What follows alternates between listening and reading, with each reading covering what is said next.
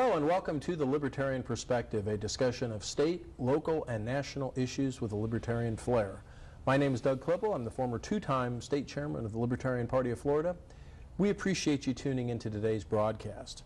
With us today, a special guest. He's been on the show before. For those of you that make it a habit to regularly watch the Libertarian Perspective broadcast, Clive Ricketts from the Libertarian Party of St. Johns County. And Clive, we certainly appreciate you taking time out of your schedule to be part of the show.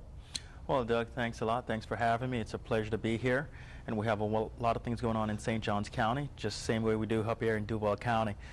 So the message of liberty is finally beginning to turn the tide, and it's resonating a lot with folks, and our message is being well received. So we hope that we have a lot of good things, opportunities that we can take advantage of, especially for 2012. Yeah, I mean, it is an exciting time to be part of the Liberty Movement. I mean, I've been around a little bit in the movement, maybe a little bit longer than you have, and not just because I'm older than you are, but, you know, we kind of went through this phase where we had to show people that libertarians didn't have horns and a tail and that we weren't sired by the winds and raised by wolves. Some people still want to think that, but that actually libertarians are normal people too. And you actually hear the word libertarian being used very casually in political discourse right now. You have candidates claiming that they have libertarian leanings, and certainly libertarianism is not a four-letter word anymore.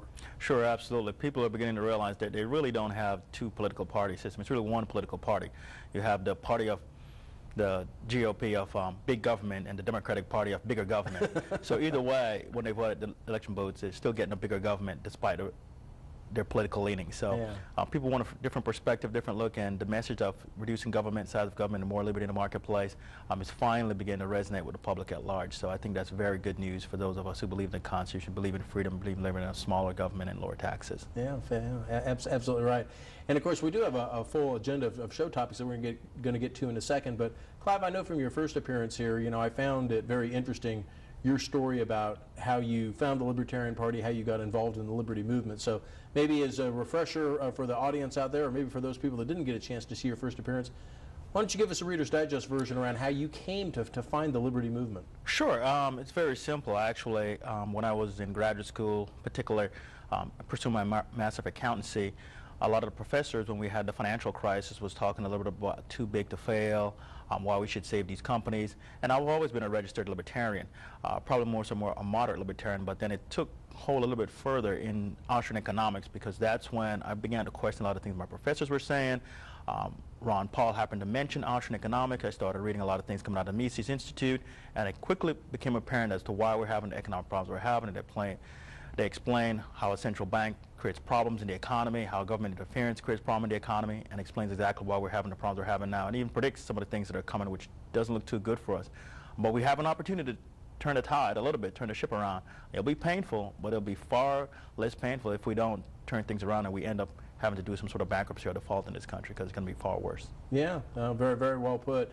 You know, I frequently will tell people that my graduate coursework in statistics, and really I think anybody who takes courses in statistics, that fundamentally changes the way that you view the world, because you understand the follow-up questions to ask. You understand maybe to not take things on face value. You might, you know, if you see a survey result or something, you might ask questions, well, how was that survey put together? What was the sampling size? You know, so having an orientation towards statistics and to a certain extent methodology really changes your viewpoint of the world. I think the same thing can really be said for economics. And I mean, you know, I went through many years of school. I have a lot of advanced degrees. But I never really had a proper economics course until I started to do some online stuff just for fun, just to learn a little bit. Mm-hmm. It's amazing to me how so many people don't really have a fundamental grasp of economics and don't understand just some basic principles that I think if they did understand, it really would change the way they evaluate things. Sure. Well, it's not really taught, and coupled with the fact that, you know, particularly in our schools, it's become so politicized. The main things that are usually taught are things along the lines of the liberal arts. You know, you don't really teach a lot of the hard sciences. You don't really teach things of philosophy or economics anymore. And as a consequence, we really have an erosion of the quality of education we provide to the public and to folks at large. And unfortunately now, at difficult times like these, when you have to make economic decisions, the public don't have the economic background and framework to understand the right decisions that should be made going forward. And as a consequence, we now have a situation where folks want more and more goodies from the treasury, so to speak, from the public trough. And in essence, you're just sowing the seeds of their own demise, because there's no such thing as anything that's a free lunch in the world of economics. Some way, shape, or form, it's paid for. Yeah, amen to that. And you know, we could take up the whole show on economics. Of course, we have a bunch of other things to talk about. But just very, very quickly, Clive, and I wonder if you would agree with this or not. You know, my sense is that to the extent that economics is quote unquote taught in the public school system, the message that's given basically is if government didn't run the economy, it would be a free-for-all, and the government is the only thing there protecting people from the economy. Would you agree with that assessment? Yeah, that's pretty much what they've taught. And the problem with that being is that economics and the understanding economics is very tied to history and government involvement in the economy. So the problem that you have there is now if the government is teaching economics, obviously the information is going to be biased towards and in favor of the government. You can't have a situation where the government is funding an institution and then that institution turns around and teaches an alternative perspective that's critical of the government. So that's essentially why you have a situation where you have flawed economics being taught and being absorbed by the public right now. Well, maybe a topic for a future broadcast, getting into the whole economic issue and the role of government in the economy, et cetera, et cetera, et cetera. But appreciate you sharing the background very much. And as I've said, we do have a pretty full agenda of topics, and so we have an overhead that we're going to go ahead and put up around today's broadcast and what we're going to be discussing. Clive, we do have a runoff election here in Duval County coming up on May the 17th. We're going to talk briefly about that. Going to be interested in your take, Clive, on evaluating Governor Rick Scott's first couple of months in office. So we've got an overhead that talks about some of his accomplishments, and we'll talk a little bit about the hue and cry that have come from different quarters around some of the things he's trying to do. Mayor Payton recently announced a pension reform effort geared toward the police and fire pensions, which have really, helped to put the city in a very negative position in terms of long-term liabilities in terms of funding pensions. So we're going to chat about that a little bit. Clive, going to get your perspective on Osama bin Laden, a libertarian viewpoint on that in terms of what you think his death means in terms of the next steps of the war on terror. And then finally, in our regularly occurring segment that we call Government Abuse of the Month, and of course there's never any shortage of material in this category, which is sad in its own right, but we're going to talk about Tony Nelson of Jacksport and his consulting fees. He's on trial for that right now, and of course we'll go out of our way to say that everybody is innocent until proven guilty, and that case certainly hasn't been decided yet, although the initial evidence that has come out has not necessarily been very favorable to Mr. Nelson. We'll talk a little bit about what that means in terms of when the government gets involved in business and how that process can best be managed. So, as I said, Clive, obviously a very, very full agenda, and we're going to go ahead and roll right into our next overhead, just around Rick Scott and a review of his performance. You know, we apparently have gotten a little bit out of order on our overheads. Hopefully we'll get the Rick Scott. There we go. Thank you, guys. He did have some victories in his first legislative session. Some things around passing performance pay for teachers. Drug testing for welfare recipients is something that's gotten a lot of press. And some reforms to the Medicaid program here in the state of Florida. Didn't get action on all of his items, lower volume of overall tax cuts, all the pension reforms he wanted to work on didn't get passed, and he also, of course, ran on a campaign of immigration reform that didn't get passed. But Clive, I don't know if you have anything specific on any of those you want to comment on, but what just about, generally, hasn't been interesting that as soon as Rick Scott has tried to live up to some of his campaign promises, tried to make any kind of movement on anything, boy, he stepped on a lot of toes. I mean, you've heard nothing but squawks and squeals and protests, et cetera, et cetera. Your take on Rick Scott and what the response has been to his early efforts. Sure, and this is a classic example of why people should understand that the Republicans really aren't in favor of a smaller government, because Rick Scott, in all honesty, is really trying to do the right thing, and he's trying to enact some reforms to reduce the size of the state government. And the problem that he's running into is the GOP majority that's currently in the legislature. So here you have a Republican governor trying to reduce the size of government, and he's prevented from doing so by the GOP legislature. Why? Because the legislatures themselves have promised a whole set of goodies to their constituents in different districts, and they haven't talked about reducing the size of government, so they would be going back on those promises. So consequently, they're trying to protect those goodies that they've promised to constituents within those districts. So as a bloc, they're against any cuts that Rick Scott tries to enact, this is a signal to the folks, whether it be the Constitutional Party, whether it be Tea Parties or other grassroots efforts that have aligned themselves with the Republican Party, to really understand that the Republican Party is really not about reducing the size of the government. Yes, they may grow it smaller, but essentially they are for increasing the size of government. This is evidence of what's playing out right now with respect to between Rick Scott and the GOP-proof legislature that we have in place right now. So that's one of the key things that I realize, the takeaways from this. Yeah, and that's an excellent analysis, Clive. And on one hand, I empathize a little bit sometimes with elected officials, because I've known a lot of them, that are conservatives, and they do get elected with good principles in mind. They want to do the right things, but unfortunately the way the system is set up right now, as soon as they get into office, they are immediately met by constituents with their hands out and special interest who want programs passed, who want to grow government, who want new things. And that tends to be who these elected officials hear from. And it's always seemed to me that if we don't get down to a fundamental question of what is the role of government, what should government be doing at the state level, what should government be doing at the local level, if we don't address those issues, and if we have kind of this understanding that government's kind of a free-for-all and it's involved over here and it's involved over there, it's extremely difficult to cut specific programs. Sure, it absolutely is. And it's going to be very difficult for you to explain that if you really don't understand economics and you really don't have an understanding of history.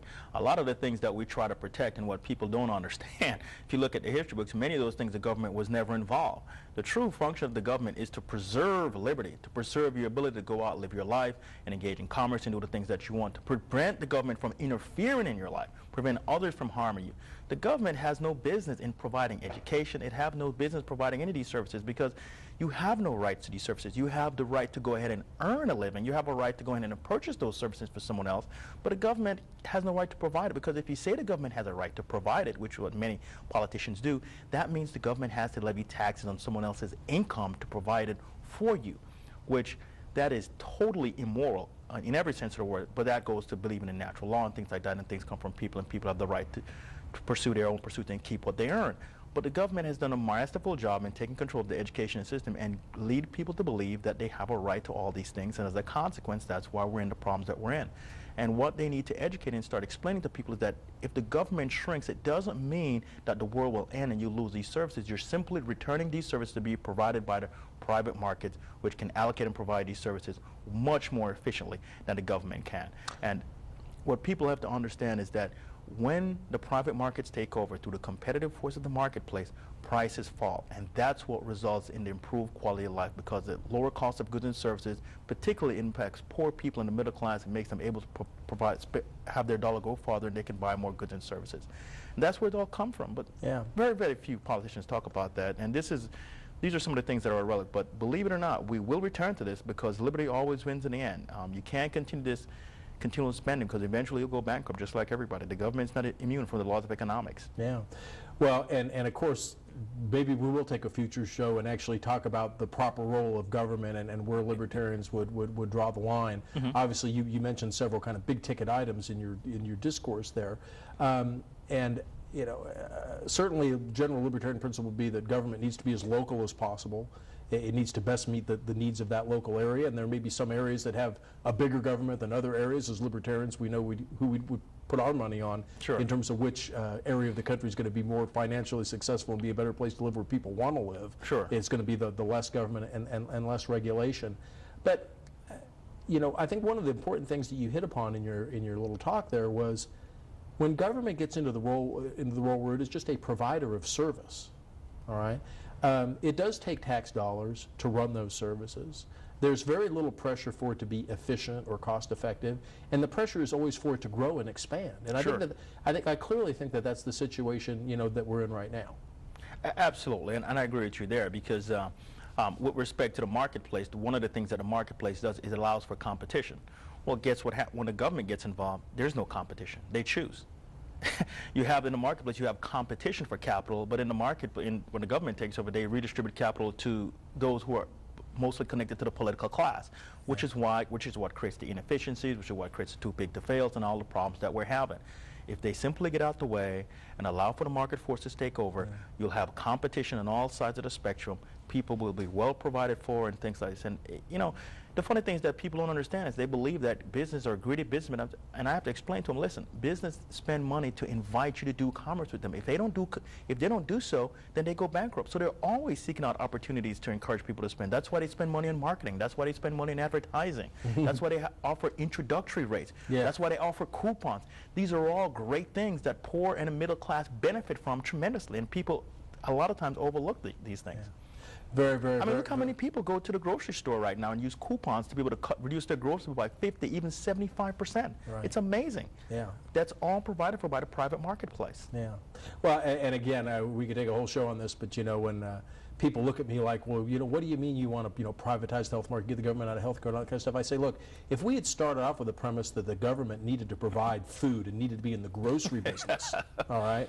Right. If you attempted to privatize that market, people would say, oh, we're going to be starving. We won't have any food. We'll have shortages. There won't be any supplies. And, of course, what do you have? I mean, you've got Publix, you've got Winn-Dixie, you've got Whole Foods. You've got a cornucopia of grocery choices and an assortment and competitive pricing that the government could never, ever even come close to providing. But if you would have started from the alternate position that the government needed to be involved in that and you could never privatize, of course, we never would have gotten there. Well, while we're on this topic of politicians and people that are going to hopefully reduce the size and scope of government, my apologies to our friends in the control room who are actually running this broadcast. I got out of order. It wasn't that they got out of order with their overheads. And so I'm going to ask if we could go back one overhead to the runoff election with the candidate endorsements. Our friends at the Concerned Taxpayers have made some endorsements for the upcoming races, and we're just going to put them up here briefly. Mike Hogan for mayor, Dick Kravitz for tax collector, Clay Yarborough, who has been a consistent supporter of smaller government and really questioning a lot of the big expenditures of Duval County government. At-large one, not David Taylor because of ethical concerns and issues that are going on in his life. Jim Robinson, at-large for it, and Robin Lum at 5 for at-large 5. And our friends at the Concerned Taxpayers Group have actually come up with a voter's guide. I don't know if we can get a tight-in on this if I hold it up.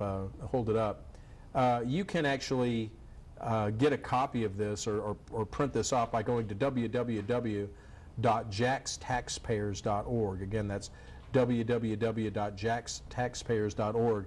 I'm going to just hold this up for a second so we can get a tight-in on it. And Clive, you and I were talking about the broadcast around the wonderful work that the Concerned Taxpayers Group has done, the publicity that they have gotten for their candidates, and the fact that the media is actually seeking them out now for advice and insight on candidates, I think is a wonderful tribute to Tony Bates and John Winkler and Victor Wilhelm and the other people that are leading that organization. Absolutely. The more sunshine we can have on government, the merrier. So they do a phenomenal job in terms of really investigating some of the things the local government officials are doing in terms of investigation, taking a look at the bills that are being introduced, taking a look at the connections between private interests and individuals connected to the government. So they do a phenomenal job in that regard.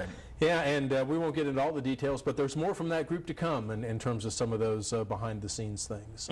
So that's fantastic. Well, Clive, we're going to take a little break right now and just talk about some of the local activities that are going on. And in St. Johns County, we're so pleased that you've taken the reins of leadership down there and are moving that group forward. Why don't you tell the audience, because some people may live, parts of Duval County that buttress up to St. Johns, or they may find themselves down in that area.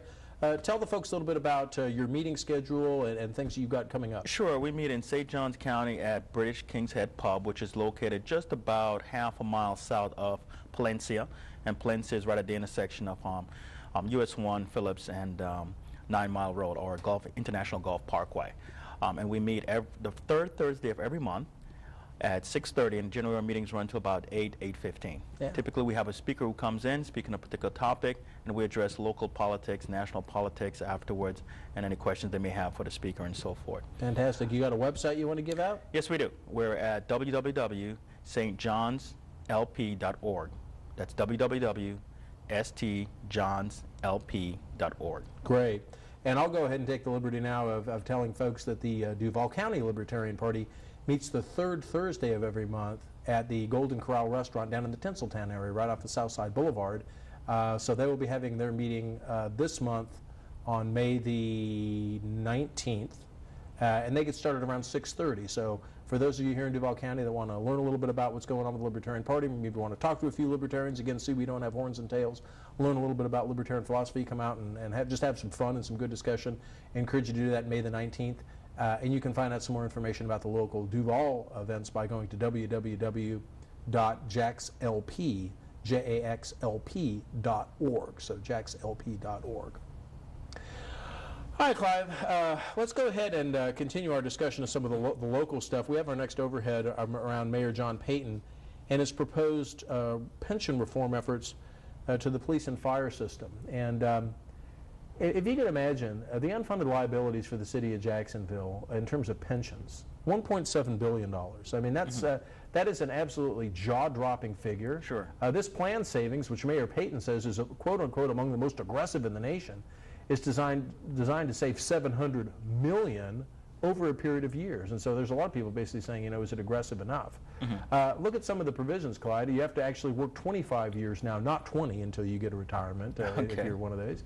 As an employee contribution, you have to make an 8% contribution now, not 7%. Okay.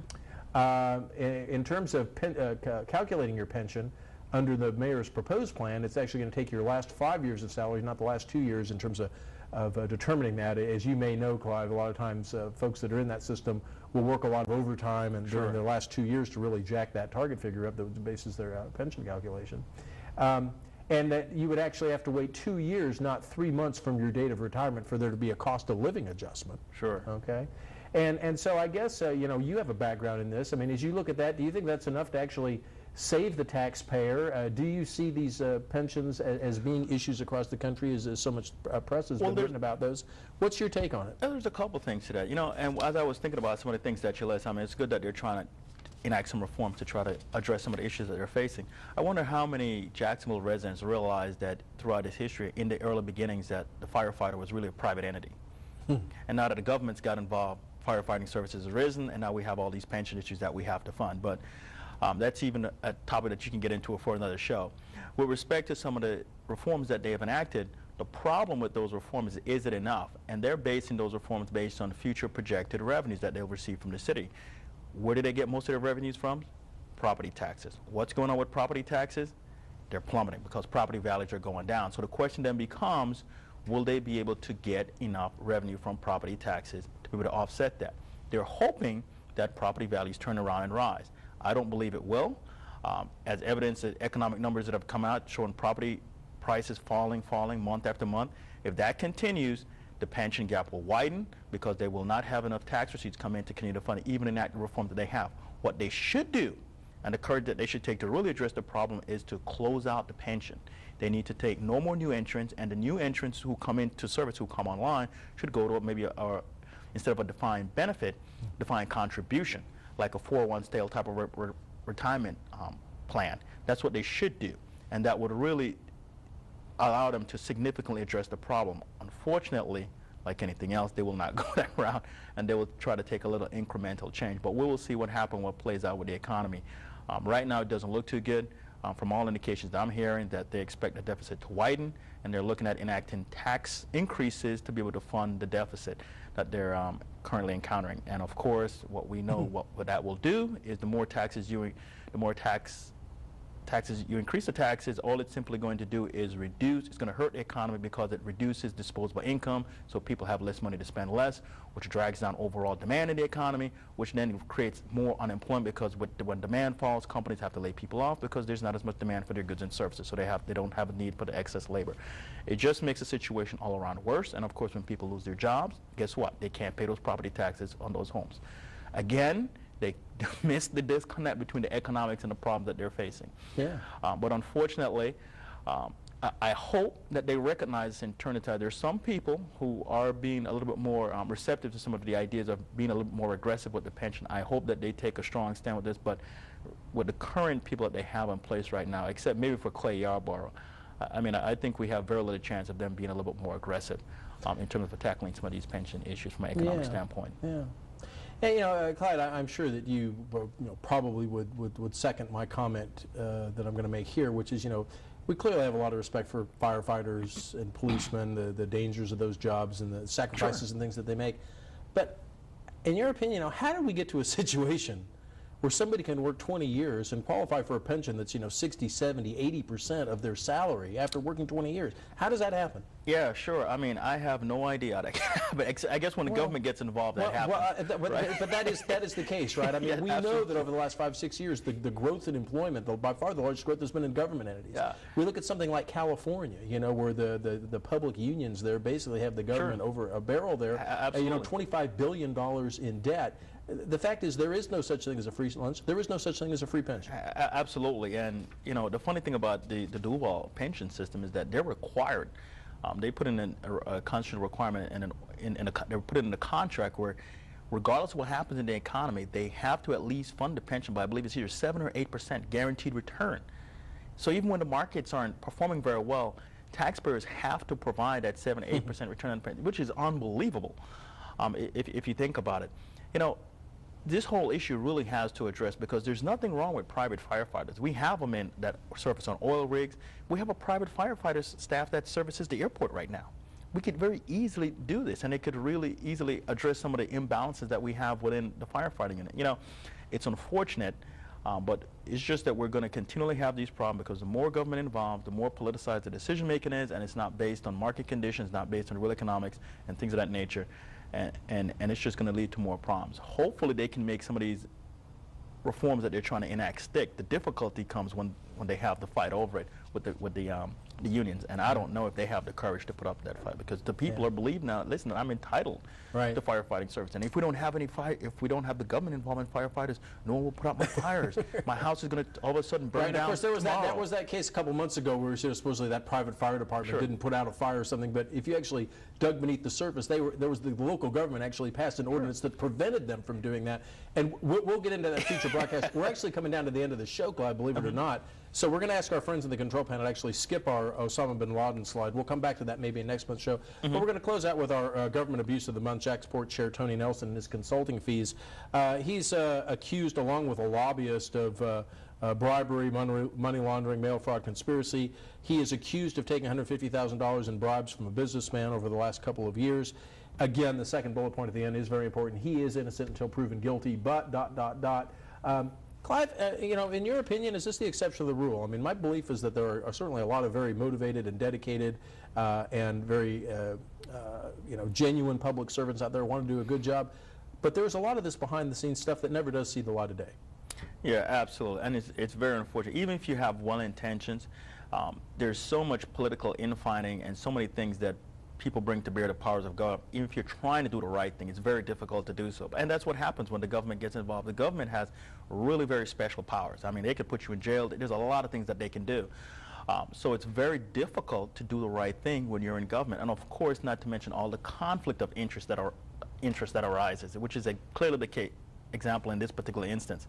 It's unfortunate, but you know, this is an instance of government again. Jacksport is a wholly owned subsidiary of the local government, and again, here you have a situation where you have these situations occurring, and every single time in this particular instance, the common denominator is the government's involved, and who is ultimately charged with the bill when all of this takes place, when the damage is finally settled? It's the taxpayers. Yeah, unfortunately, right. And unfortunately, we're going to have to end it on that note. But Clive, thank you so much for coming, and thank you for your work down in St. Johns County, and we certainly look forward to having you on a future broadcast. Thanks for having me. I appreciate it. It was fun. Again, for those of you that are interested in learning a little bit more, the National Libertarian Party website, lp.org, www.lp.org. Here in Duval County, www.jaxlp.org. See you on May the 19th. Thank you for tuning into the Libertarian Perspective, Wednesdays at 7 o'clock here on Comcast Community Access. Look for us at other times when you're channel surfing around. Thanks again for tuning in, and we will see you on our next broadcast.